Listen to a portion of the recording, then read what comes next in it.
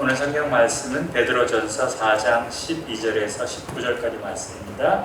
베드로전서 4장 12절에서 19절까지 말씀입니다. 저와 여러분 한 절씩 번갈아가면서 읽으시겠습니다.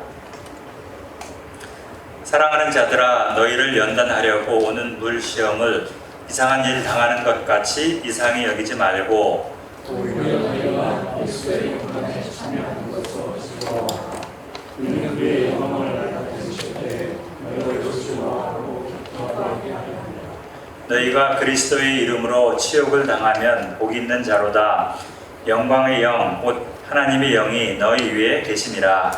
너희는 미혹되지 못하리나 어렵지나 아프리카 너희를 간섭하는 자로 영광을 가지시는 것이다. 만일 그리스도인으로 고난을 받으면 부끄러워하지 말고 도리어 그 이름으로 하나님께 영광을 돌리라.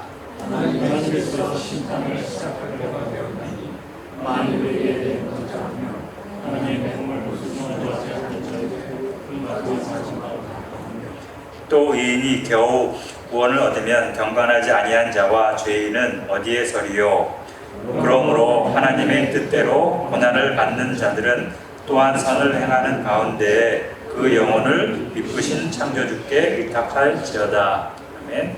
이 시간 이기상 목사님 나오셔서 놀라지 말고 이렇게 반응하라 하는 제목으로 설교 말씀해 주시겠습니다. 많은 은혜 받으시기 바랍니다.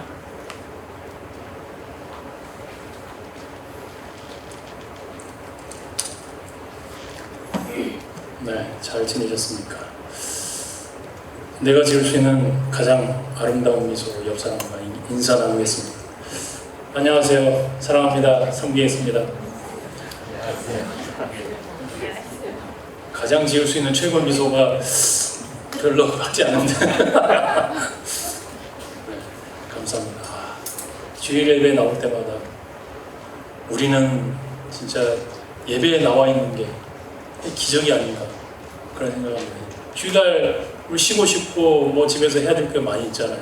그럼에도 불구하고 우리가 하나님한테 예배하기 위해서 우리 마음과 뜻을 다해서 이렇게 예배 자리에 나오고 정말 하나님의 은혜고 기적이라고 생각됩니다. 오늘 말씀을 시작하기 제가 기도하고 시작하겠습니다. 하나님 아버지 감사합니다. 예수님이 아니었으면 정말 세상에서 헛되고 헛된 것들을 붙들고 살아갈 수 있는 인생인데 하나님의 은혜로 우리가 썩지 않은 것들을 바라보고 영원한 하나님 나라에 대한 소망을 가지고 살아가게 하시면 감사드립니다. 오늘도 우리가 하나님을 예배하는 자리에 이렇게 나왔습니다. 하나님 예배하는 우리 모두를 하나님께서 축복해 주셔서 이 시간 우리의 육신이 나음을 입고 또 우리의 마음 가운데 또 상처받은 것이 있다면 하나님이 주시는 위로와 평안을 경험하는 시간이 되기를 기도합니다. 말씀을 전하고 듣는 우리 모두에게 성령께서 함께해 주시기를 기도합니다. 예수님 이름으로 기도드렸습니다. 아멘. 텍사스 달러스에 SEAL International이라는 단체가 있습니다. SEAL, Summer Institute of Linguistics라는 단체인데 한마디로 그 소수민족, 성경이 없는 그런 민족들이 있거든요. 그 민족들에게 하나님의 말씀을 번역해서 전달하는 그런 사역을 감당하는 단체가 SEAL입니다. 이 단체하고 비슷한 일을 하는 선교단체가 한 군데 더 있습니다. 우리 교회가 소원하고 있는 송영환 선교사님, 조수연 선교사님이 또 사역하고 계시는 위클리프라는 선교단체가 또 비슷한 일을 하고 있습니다. 제가 위클리프에 대해서는 예전에 한번 설명을 드린 것 같은데 잘 기억 안 나시죠? Friendly Reminder. 위클리프라는 사람은 어떤 사람이냐면 중세 때는 성경이 다 라틴어로 돼 있었어요. 그래서 평민들은 이 성경을 읽을 수가 없는 거예요. 오직 신부들만, 사제들만 이 라틴어로 된 성경에 접근을 할 수 있는 거죠. 완전히 신성한 책이에요. 평민들은 접근할 수 없는 책. 근데 이 라틴어 성경을 영어로 최초로 번역한 사람이 바로 위클리프입니다. 그러니까 그 캐톨릭 교회 입장에서는 위클리프는 완전히 사탄 마귀의 자식이죠. 그래가지고 위클리프가 죽은 뒤에 죽었는데 시신을 파내가지고 화형을 시킬 정도로 네, 아주 싫어했습니다. 이 위클리프의 그 사역을 네, 본받아서 시작한 선교단체가 바로 위클리프입니다. 위클리프도 전 세계에 아직 성경이 전해지지 않은 소수민족들, 또 언어가 없는 곳들도 있거든요. 그런 곳에 가서 사람들과 함께 지내면서 그 사람들에게 말을 만들어주고 글자를 만들어주고 또 그 글자를 바탕으로 하나님의 성경을 번역하는 일을 하는 단체입니다. 이 콜롬비아 보고타라는 지역, 콜롬비아의 수도죠. 이 seal 인터내셔널하고 그 다음에 위클리프가 이제 함께 거기에서 협력해서 성경 번역을 하고 있었어요. 그런데 1981년 1월 19일에 M19이라는 이 테러리스트들이 이 seal 본부에 쳐들어왔습니다. 이 디렉터를 잡아가려고 들어온 거예요. 근데 디렉터를 잡지 못했죠. 대신 거기 위클리프 선교사인 챗 미러맨이라는 사람을 납치했습니다. 그리고 나서 납치범들이 이제 자기들의 요구사항을 전달한 거예요. 콜롬비아에서 니네들 떠나라. 30일 준다. 30일 안에 위클리프 선교단체 철수 안 하면 이 사람 죽는다. 이 챗 미러맨에게 아내가 있었고 이제 막 걷기 시작한 딸이 2명 있었어요. 위클리프에서는 이렇게 이제 뭐 협상을 하면서 위클리프의 입장을 전해서 하나님께서 우리에게 맡겨준 사역이 있다.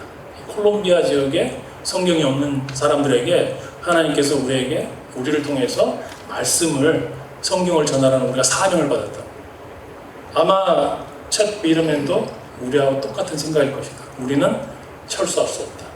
대신 우리가 하나님께서 맡겨주신 이 사역을 다 감당하면 그때 우리가 떠나겠다라고 이렇게 통보를 했어요. 그리고 나서 이제 한 40일 정도, 한 달 많이 지났는데 얼마나 기도를 많이 했겠습니까? 아내와 2 딸과 함께 또 선교단체 위클리프와 또 소속된 교회들이 열심히 기도했죠.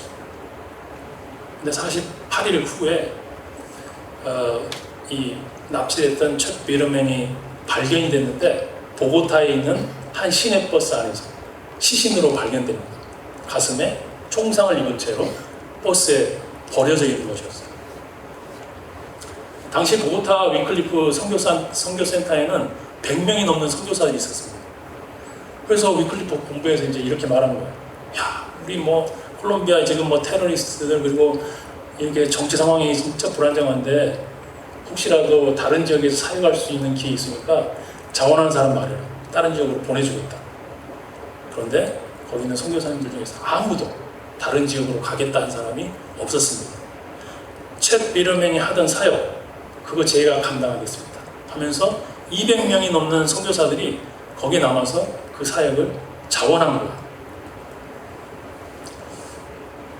이런 이야기를 듣게 되면 하나님의 복음을 위해서 정말 목숨 걸고 정말 최선을 다하는 사람들이 있구나.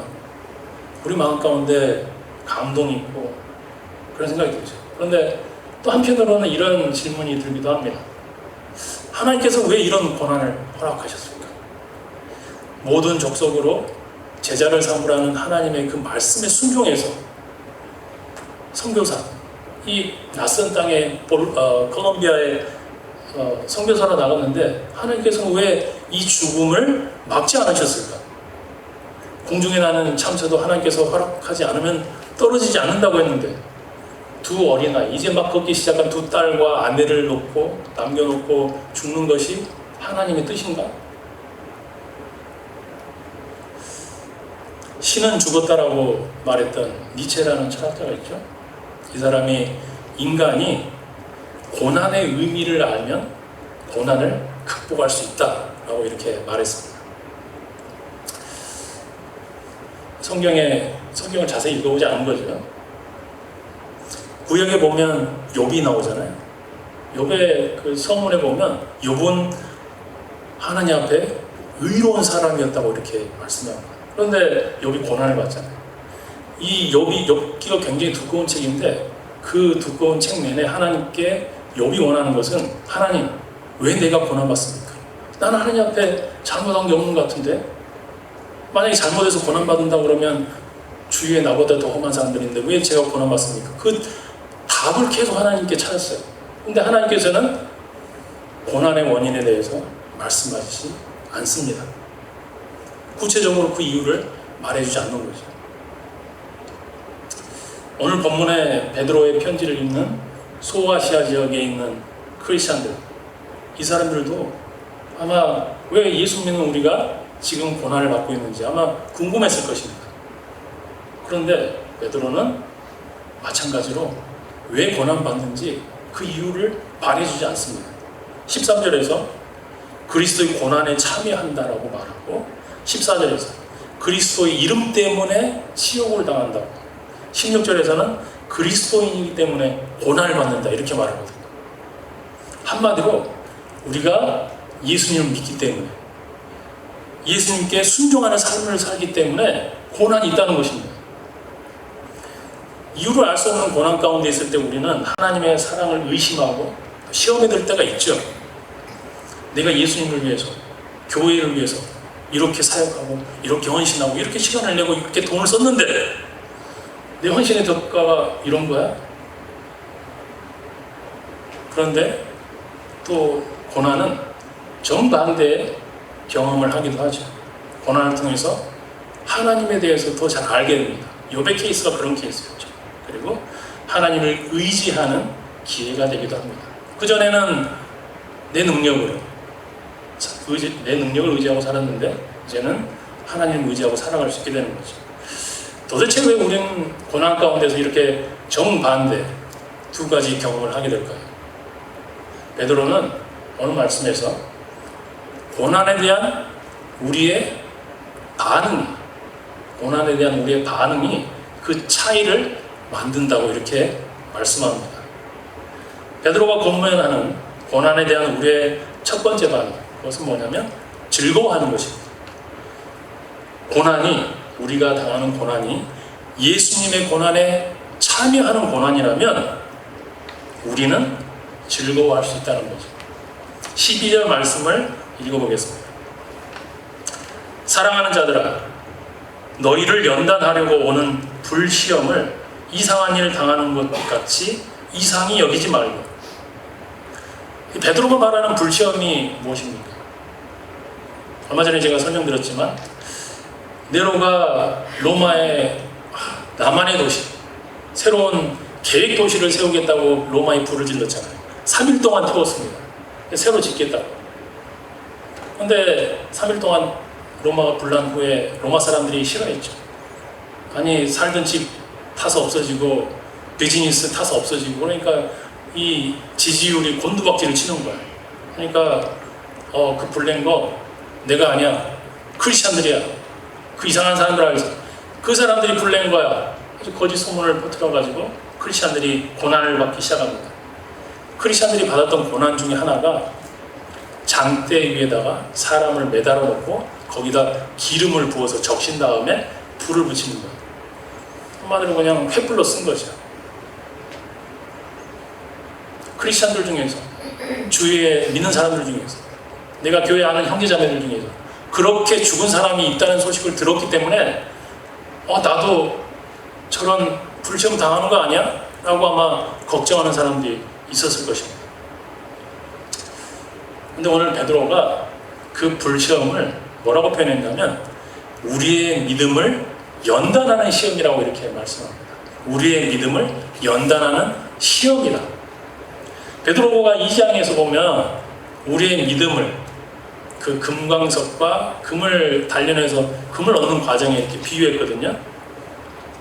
금광석에서 순금을 얻기 위해서는 불을 이렇게 태워가지고 불로 이 금광석을 녹인 후에 불순물을 제거하고 순금을 얻게 됩니다. 마찬가지로 우리 믿음 가운데도 불순물이 있다는 거죠. 우리가 말로는 예수님 사랑합니다, 그러니까 예수님밖에 없습니다, 이렇게 말은 하는데 사실 우리 마음속에는 예수님 외에, 예수님 말고 내가 믿고 의지하는 불순물 같은 것들이 분명히 있다는 거죠. 그것이 돈이 되었든 아니면 나의 능력이 되었든 나의 건강이 되었든 아니면 내가 어떤 믿는 사람들이 되었든 이게 필요하고 좋은 것들이지만 하나님보다 더 강하게 붙들고 있고 하나님보다 더 의지하는 것들이기 때문에 이게 불순물이라는 것이죠. 그래서 불시험이 찾아왔을 때 고통과 정말 고난 가운데 있을 때 왜 이런 일이 일어나면 하나님이 어떻게 나에게 이렇게 하실 수 있냐고 이렇게 놀라지 말라는 것입니다. 예수 믿는 사람들에게 고난은 내가 하나님 한 분만으로 만족하고 또 하나님만을 의지하게 하는 시험입니다. 그것을 통해서 우리는 하나님을 더 잘 알게 되는 것입니다. 그래서 베드로는 우리가 이유를 알 수 없는 고난을 당하고 있을 때 왜라고 묻지 말고 즐거워하라고 이렇게 권면합니다. 13절 말씀입니다. 오히려 너희가 그리스도의 고난에 참여한 것으로 즐거워하라. 이는 그의 영광을 나타내실 때에 너희로 즐거워하고 기뻐하게 하려 함이라. 네, 벌써 2달 전이네요. 아내가 어깨가 아파가지고 제가 달라스에 잠깐 간 적이 있거든요. 구글 맵을 켜고 이제 열심히 드라이브 하면서 달라스로 가고 있었는데 구글 맵이 예상치 못한 경로로 저를 인도하는 거예요. 한 번도 가지 않았던 길인데 가보니까 그 길에 스피드 리밋이 그렇게 자주 바뀌더라고요. 2차선을 달리고 있었는데 1차선이 갑자기 뻥 뚫려 있는 거예요. 사람들이 2차선으로만 다 달리고 있고 1차선이 텅 비어 있는 거예요. 어허, 이제 내가 달릴 차례가 됐구나 하면서 1차선으로 변경한 뒤에 이제 갔거든요. 근데 저는 이 속도감이 이게 내가 그렇게 빨리 달리고 있나 사실 몰랐는데 1차선을 열심히 달리고 있는데 갑자기 경찰차가 삐용 삐용 하면서 불을 켜는 거예요. 없었는데 분명히 없었는데 갑자기 불이 딱 켜지는 순간 정말 깜짝 놀랐어요. 유행가 가사 그거 있잖아요. 왜 네가 거기서 나와?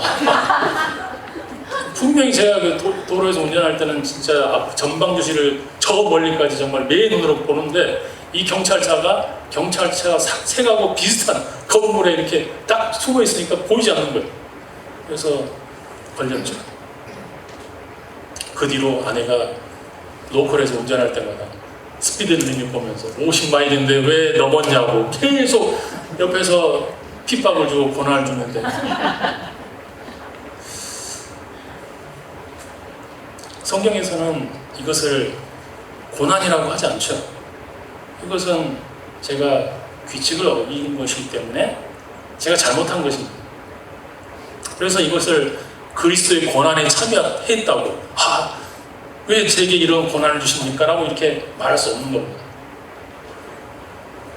그러면 그리스도의 고난에 참여하는 하나님께 영광을 돌리는 고난이 뭐냐?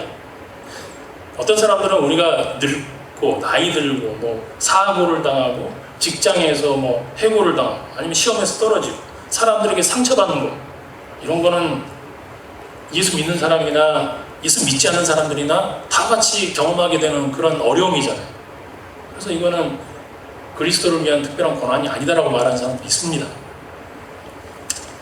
이 사람들의 말이 맞다면 그러면 우리가 그리스도를 위한 고난을 받으려면 정말 고난을 당하려면 그 고난을 받을 각오를 하고 선교지 같은 데 나가가지고 매를 맞거나 감옥에 가거나 아니면 죽음을 각오해야 되겠죠. 아니면 예배 끝나고 나서 루이지애나 몰 앞에 가가지고 예수 천국 불신지옥 이렇게 외치든지. 믿는 사람도 암에 걸리고 사업에 실패하고 교통사고가 당하고 또 사람들에게 오해받고 또 미움받습니다. 근데 믿는 사람들과 믿지 않는 사람이 똑같이 받는 고난인데 이게 어떻게 하나님을 향한 그리스도를 위한 고난이 될 수 있을까? 그 차이는 바로 고난에 우리가 어떻게 반응하냐에 달려 있습니다. 고난에 어떻게 반응하냐. 하나님, 저에게 어떻게 이러실 수가 있습니까? 제 순종의 대가가 이것입니까? 이거 불공평합니다. 이렇게 반응하지 않는 거죠. 나는 이해할 수 없는데 고난 가운데 있을 때 우리는 고난의 의미를 절대 이해할 수 없습니다. 하지만 그 고난 가운데서도 내가 하나님의 뜻이 있다는 것을 믿습니다. 모든 것이 합력하여서 선을 이룬다는 것. 그 하나님 말씀 붙잡고 내가 인내하고 하나님의 뜻을 기대하며 기다리겠습니다. 예수님의 십자가의 고난에 참여하는 것, 하나님의 영광을 드러내는 것은 바로 우리의 반응에 달려 있습니다. 그래서 고난의 종류가 문제가 아닙니다. 고난에 어떻게 반응하냐에 따라서 우리 삶의 고난은, 모든 고난은 어떤 것이든지 우리가 어떻게 반응하냐에 따라서 그것이 하나님을 위한, 하나님의 영광을 드러낼 수 있는 고난, 예수님의 고난에 참여하는 고난, 그런 고난이 될 수 있는 것입니다. 원수는 항상 가까이 있잖아요. 그죠? 집에도 있고 교회에도 있고 직장에도 있는데, 교회 가보면 나에게 상처 준 사람, 꼴 보기 싫은 사람, 잘난 체 하는 사람, 말 듣기 싫은 사람들이 꼭 있거든요. 교회가 이 교회에서 마음에 안 들어가지고 저 교회 가면 저 교회 또 있고. 하나님의 영광이 되기 위해서는 어떻게 해야 되나? 사람이니까 그럴 수 있다고 생각하는 거예요. 예수님께서 나 같은 사람을 용서해 주셨는데 왜 내가 저 사람을 용서하지 못할까? 예수님께서 나를 향해 베풀어진 그 사랑을 통해서 그 사람을 바라보면 우리도 하나님께 영광 돌려드릴 수 있는 그런 삶을 살 수 있는 것이죠. 두 번째로, 하나님의 성령이 우리와 함께 하시기 때문에 고난 속에서 즐거워할 수 있습니다. 하나님의 성령께서 우리와 함께 하시기 때문에 우리는 고난 속에서도 즐거워할 수 있습니다. 14절 말씀입니다. 너희가 그리스도의 이름으로 치욕을 당하면 복 있는 자로다. 영광의 영, 곧 하나님의 영이 너희 위에 계시니라. 앞에서 제가 말씀드렸던 챗 비러맨이나 아니면 기독교 역사에서 순교당한 사람들 이야기가 있잖아요. 지금도 persecution.org라는 사이트에 가보면 전 세계에서 크리스천들이 어떻게 핍박받고 있는지 그런 뉴스가 쭉 올라옵니다. 이런 이야기를 들으면 와, 이 사람들 믿음이 정말 대단한데 나하고는 여기서 그냥 나는 아무것도 안 하는 사람, 별로 그 사람들하고 비교해보면 내 믿음은 별로 아닌 것 같은 생각이 들거든요. 내가 그 상황이라면, 그렇게 챗 비르맨처럼 어디 잡혀가지고 인질로 잡혀있다면 나는 예수님을 계속 붙들고 있을 수 있을까? 예수님, 저는 살아서 할 일이 아직도 많은 것 같습니다. 애들도 있고 그러는데 일단 잠깐 부인하고 난 다음에 더 하나님을 위해 큰일 나겠습니다. 이렇게 대답할 것 같아요. 베드로가 우리가 과연 챗 베러맨이나 아니면 다른 예수님을 위해서, 믿음을 위해서 고난을 받고 순교까지 했던 사람들, 그런 사람들처럼 우리가 반응할 수 있을까라고 우리가 생각하는데, 베드로의 본문 말씀 보면 그럴 수 있다고 베드로가 말합니다. 지금 내가 예수님을 위해서 과연 고난받을 수 있을까? 미래에 내가 겪게 될 어떤 고난을 지금은 모르는데 그때가 되면 성령님께서 내 안에 함께 계시기 때문에 내가 그것을 감당할 수 있다는 말입니다. 사도행전 7장에 보면 스데반이 유대인들의 돌에 맞아서 죽었잖아요. 성령이 스데반에게 임했거든요. 그래서 고통의 순간에 성령의 능력이 임했기 때문에 돌에 맞았을 때 아프다고 소리 지르거나 너희들 죄 짓는 거라고 하면서 욕하고 막 그렇게 죽지 않았거든요. 하늘이 열리는 것을 보았고 우리 죄를 위해서 죽으신 그 예수님을 보고 기뻐했습니다. 스데반이 그 전에 미리 마음속에 나도 예수님처럼 죽어야 하지 하면서 계획을 세우고 죽은 거 아니거든요. 그때가 딱 되어보니까 그때 하나님의 성령이 자기 마음 가운데 임해서 그런 반응을 보인 것입니다. 마찬가지입니다. 우리가 고난을 견딜 수 있는 능력이, 내가 지금 겪고 있는 고난을 과연 내가 견딜 수 있을까? 아니면 앞으로 내가 겪게 될 고난 앞에서 내가 여전히 하나님을 붙들고 하나님을 의지하는 삶을 살 수 있을까? 고민될 때 고민하지 말라는 것이에요. 왜냐하면 내 안에 계시는 성령님께서 내가 그 고난을 감당할 수 있는 능력을 주시기 때문입니다. 코리 텐보, 이 할머니가 1983년에 세상을 떠났거든요. 네덜란드 사람인데 크리스찬입니다. 2차 대전 때 그 독일군들이 유대인들을 잡아가지고 막 거기 수용소로 보내고 홀로코스트에서 가스실에서 죽이고 그랬잖아요. 이 가족들이 한 일이 뭐냐면 유대인들을 숨겨주는 거였어요. 그래서 후에 독일군한테 잡혀가지고 정말 감옥에 갇히고 매맞고 정말 고난을 많이 당했습니다. In the Hiding Place, 이 코리 텐붐이 쓴 In the Hiding Place라는 책이 있는데 거기에서 이제 아버지하고 있었던 과거 일화를 이렇게 소개합니다. 아빠, 제가 독일군에게 잡히게 되면 저는 고난을 견딜 수 없을 것 같아요. 그러니까 아버지가 이렇게 얘기합니다. 아빠하고 예전에 암스테르담에 기차 여행 갔던 거 기억나지? 네. 그때 아빠가 기차표를 3주 전에 주든 아니면 기차 떠나는 날 주든. 하나님도 마찬가지예요. 하나님께서는 우리에게 능력이 필요할 때, 그때 하나님께서는 때 맞춰서 우리에게 능력을 주실 거야. 지금 나에게 그런 능력이 있을지 없을지 그런 거 가지고 고민하지 마라. 네가 하나님의 영광을 위해서 고난 받아야 되는 그런 때가 온다 그러면 그때 맞춰서 하나님께서 너에게 분명히 능력을 주실 거야.